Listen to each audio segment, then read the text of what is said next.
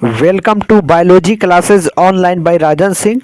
और आज के इस वीडियो में हम लोग रिप्रोडक्शन इन लाइकेन में रिप्रोडक्शन कैसे होता है इसको हम लोग डिस्कस करने वाले हैं। तो सबसे पहले जो है यहाँ पर हम लोग देख लेते हैं कि लाइकेन में रिप्रोडक्शन जो है यह किस टाइप से होता है। तो फर्स्ट है खंडन, जिसको कहा जाता है फ्रैगमेंटेशन। तो इसके द्वारा जो है रिप्रोडक्शन होता है। तो कैसे होता है, तो जो परिपक्व थैलस होता है, मतलब कोई भी एक लाइकेन का अगर मैच्योर्ड जो थैलस होगा वह पुराने भाग अगर सड़ गल कर नष्ट हो जाते हैं तथा थैलस जो होता है क्या होता है अनेक खंडों में टूट जाता है, तब प्रत्येक खंड जो है एक नवीन थैलस में विकसित हो जाता है। सेकंड है खंडन के द्वारा, तो हम लोग जान लिए फ्रैगमेंटेशन के द्वारा।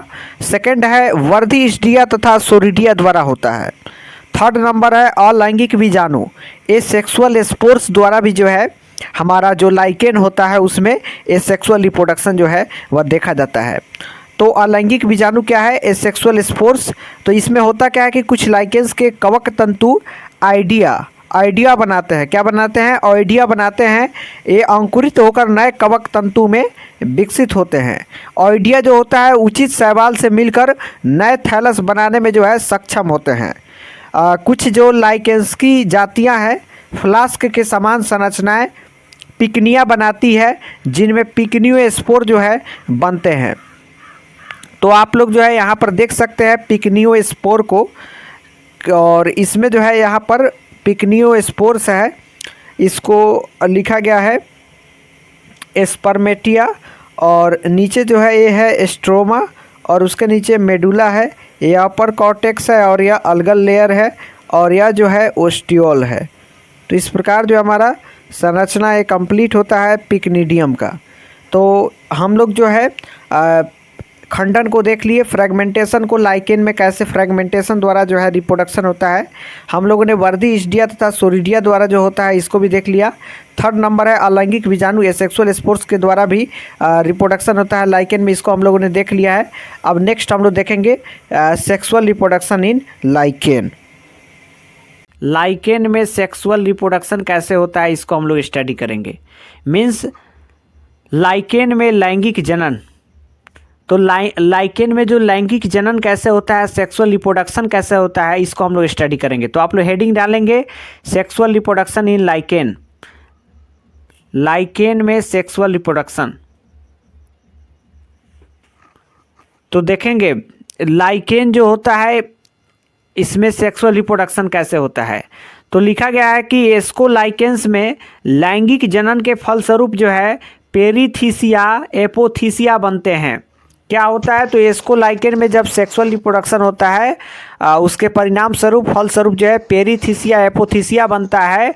यह प्याले के समान जो है रचनाएं हैं जो थैलस में धसी रहती है। कहाँ धसी रहती है, तो थैलस में धसी रहती है, या समूह पर वृंतों में मिलती है। इनमें ऊपरी तथा निचले कॉर्टेक्स तथा मध्य मेडुला मिलती है। इनमें ऊपरी तथा निचले कॉर्टेक्स तथा मध्य मेडुला मिलती है। एपोथीसियम के कायिक भाग में शैवाली घटक अलगल कंपोनेंट्स उपस्थित या अनुपस्थित होते हैं। जब हम लोग इसका डायग्राम देखेंगे तो वहाँ पर सभी बातें जो है क्लियर हो जाएगी। इसे आप लोग नोट्स के फॉर्म में जो है कॉपी में लिखेंगे, और नीचे जो डायग्राम बनाया जाएगा जब हम लोग डायग्राम को देखेंगे तो वहाँ पर सभी चीज़ें स्पष्ट हो जाएगी। तो देखेंगे एपोथीसियम की जननक्षम फर्टाइल परत को हाइमीनियम कहते हैं। इसमें उदग्र एसाई तथा प्रोफाइसिस मिलते हैं। प्रोफाइसिस में तेलीय पदार्थ मिलता है।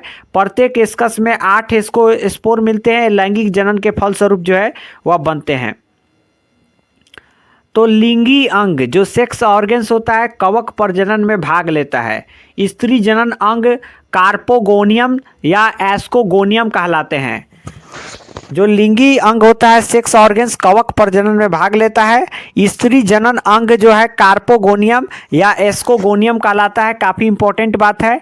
इसका निचला भाग जो है बहुकोशिकीय उगोनियम तथा ऊपरी भाग जो है ऊर्ध्व भाग ट्राइकोगैन जो है वह कहलाता है। यहाँ पर ट्राइकोगैन देख सकते हैं कहलाता है। कुछ थैलाई में ट्राइकोगैन थैलाई में जो है वह बाहर निकला रहता है। कुछ ऐसा मतलब लाइकेन का थैलाई है जिसमें ट्राइकोगोन थैलाई जो है वह बाहर निकला रहता है। तो इस फिगर को आप लोग ध्यान से देखेंगे और इस फिगर का में जितना सारा दर्शाया गया है यही सारी बात जो है परिभाषा में लिखी गई थी। यहाँ पर ट्राइकोगाइन बाहर देख सकते हैं, नॉस्टॉक को देख सकते हैं, फिलामेंट्स को देख सकते हैं, हाइफे को देख सकते हैं जो कि हाइफे है, कवक का हाइफे है। और यहाँ पर उगोनियम जो है इसको देख सकते हैं जो कि उगोनियम जो था हमारा क्या है, तो उगोनियम जो है इसको आप लोग देख सकते हैं। नेक्स्ट है अब हम लोग का स्ट्रक्चर में ही हम लोग देख रहे हैं। उगोनियम को हम लोग तो देख लिए हैं और यहाँ पर जो है आप लोग बी नंबर फिगर वाला देखेंगे तो इसमें भी उगोनियम, ट्राइकोगाइन और रिसेप्टिव सेल्स है। और क्या है यहाँ पर सबसे ऊपर जो है यहाँ पर वह स्पर्मेटियम है। तो ये हमारा फिगर जो है कंप्लीट हो गया और इसका निचला भाग बहुकोशिकीय उगोनियम तथा ऊपरी ऊर्ध्वभाग ट्राइकोगाइन कहलाता है। कुछ थैलाई में ट्राइकोगाइन थैलाई में बाहर निकला रहता है। तो इस फिगर को आप लोग देख करके समझ चुके होंगे सारी चीज़ों को। अब हम लोग जो है ए नंबर थैलस ट्राइकोगाइन सहित टीएस बी ट्राइकोगाइन तथा उगोनियम और स्पर्मेटिव रिसेप्टिव कोशिका के साथ जो है ये फिगर जो है इसमें शो किया गया है। ए नंबर में यह थैलस जो है ट्राइकोगाइन सहित टीएस है, बी नंबर जो है या ट्राइकोगाइन तथा उगोनियम है और सी नंबर में जो है स्पर्मेटियम और रिसेप्टिव कोशिका के साथ जो है ये फिगर है। तो अब नेक्स्ट हम लोग देखेंगे, लिखा गया है कि नर जनन अंग, नर जनन अंग लिखेंगे आप लोग। नर जनन अंग स्पर्मोगोनियम पिकनियम कहलाते हैं। ये फ्लास्क समान संरचनाएं थैलस में धसी रहती है। कहाँ धसी रहती है? तो थैलस में धसी रहती है तथा ऑस्टियोल द्वारा बाहर खुलती है। क्या किसके द्वारा बाहर खुलती है? तो ऑस्टियोल द्वारा बाहर खुलती है।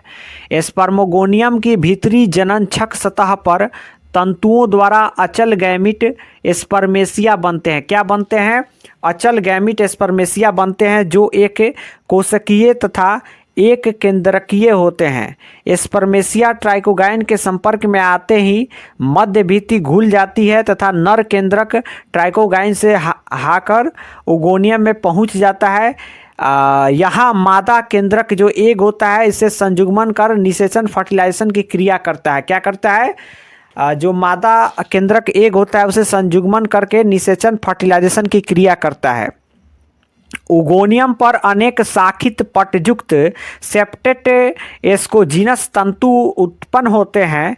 इन तंतुओं की सिरीय तथा उपसिरीय कोशिकाएं से एसाई विकसित होता है। इसी प्रकार एस्कोगोनियम के निचले भाग तथा एस्कोकार्प की भित्ति पर अनेक बंध कवक तंतु जो है वह क्या रहता है? उत्पन्न होते हैं। एस्कोकार्प परिपक्व होने पर थैलस को तोड़कर कप या डिस्क की आकृति में जो है थैलस के बाहर आ जाती है।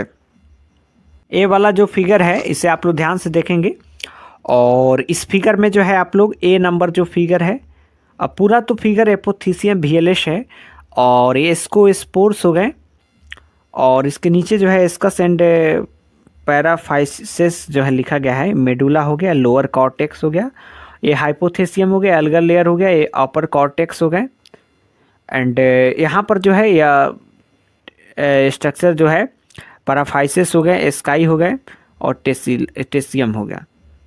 तो इस तरह का जो है स्ट्रक्चर देखा जाता है। एंड नेक्स्ट जो है अब हम लोग नीचे जो लिखा गया है इसको हम लोग देखें तो एसाई तथा एस्कोस्पोर, क्या लिखा गया है? एसाई तथा एस्कोस्पोर का विकसित प्रारूपिक एस्कोमाइसिटीज की भांति होता है।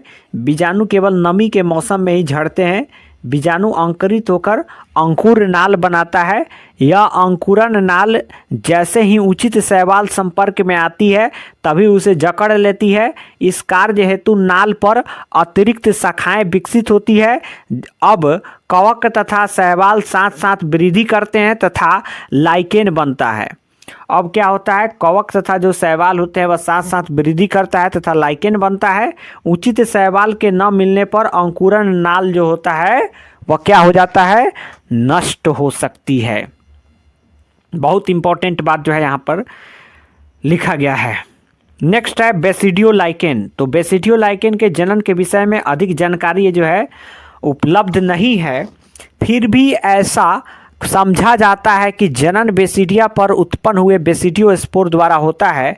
ये स्पोर प्रारूपिक बेसिडियोमाइसिटीज की तरह ही बनते हैं। थैलस की निचली सतह पर बेसिडिया पैलिसेड कोशिकाएं की भांति विन्यासित होते हैं। इनके सिरों पर 4 स्टेरिगमेटा बनते हैं जिससे बेसिडियो स्पोर जो है वह विकसित होते हैं। तो इस फिगर को देखने पर जो है सारी चीज़ें स्पष्ट हो जाती है। यह लाइकेन का एपोथीसिया जो है इसका फिगर दिया गया है और इस फिगर में यहाँ पर जो है स्काई है, ये पैराफाइसिस है, एपिथेसियम है, यह जो है प्रॉपर मार्जिन जो है इसको दर्शाया गया है। यह थैलस मार्जिन है, थैलस है, और यह जो है लिकोनोराइन टाइप है, एस्कस है, ये पैराफाइसिस है, एपिथेसियम है, और यह जो है पोरोमार्जिन है, थैलस है, और नीचे जो है लेसिडिन टाइप यहाँ पर लिखा गया है। बीएलएस लाइकेन जो है एपोथेसिया जो है लिखा गया है, तो लाइकेन का एपोथेसिया हो गया। तो इस फिगर को आप लोग स्क्रीनशॉट ले लेंगे और अच्छे से जो है इस डायग्राम को आप लोग बना लेंगे। यह हमारा सेक्सुअल रिप्रोडक्शन इन लाइकेन का लास्ट जो है फिगर है और इस फिगर में विभिन्न प्रकार के जो एस्कोस्पोर हैं उसको शो किया गया है। फर्स्ट जो स्पोर है मैनी स्पोरडेस्कस है, सेकंड बी नंबर जो है 1 स्पोरडेस्कस है, सी नंबर जो फिगर है यह जो है 2 स्पोरडेस्कस है, और डी नंबर जो फिगर है या मल्टी न्यूक्लिएट एस्कोस्पोर जर्मिनेटिंग है। यहाँ पर देख सकते हैं जर्मिनेटिंग हो रहा है यहाँ पर। और नेक्स्ट जो है यहाँ पर ई नंबर जो फिगर है या पोलार बाई लोक्यूलर, ठीक है, पोलर बाई लोक्यूलर एस्कोस्पोर का जो है यह फिगर है। तो विभिन्न प्रकार के एस्कोस्पोर का जो है यहाँ पर आप लोग फिगर को देख सकते हैं। तो इस प्रकार जो हमारा टॉपिक था या सेक्सुअल रिप्रोडक्शन इन लाइकेन यह कंप्लीट हुआ। आप इस चैनल पर नए हैं तो आप इस चैनल को सब्सक्राइब करिए एंड अगर आपका किसी भी प्रकार का क्वेश्चंस है, डाउट है, तो आप लोग कमेंट बॉक्स में कमेंट करिए एंड इस चैनल को ज़्यादा से ज़्यादा जो है अपने दोस्तों में शेयर करिए। Thanks for watching this video. फिर मिलते हैं हम लोग अगले नेक्स्ट वीडियो में।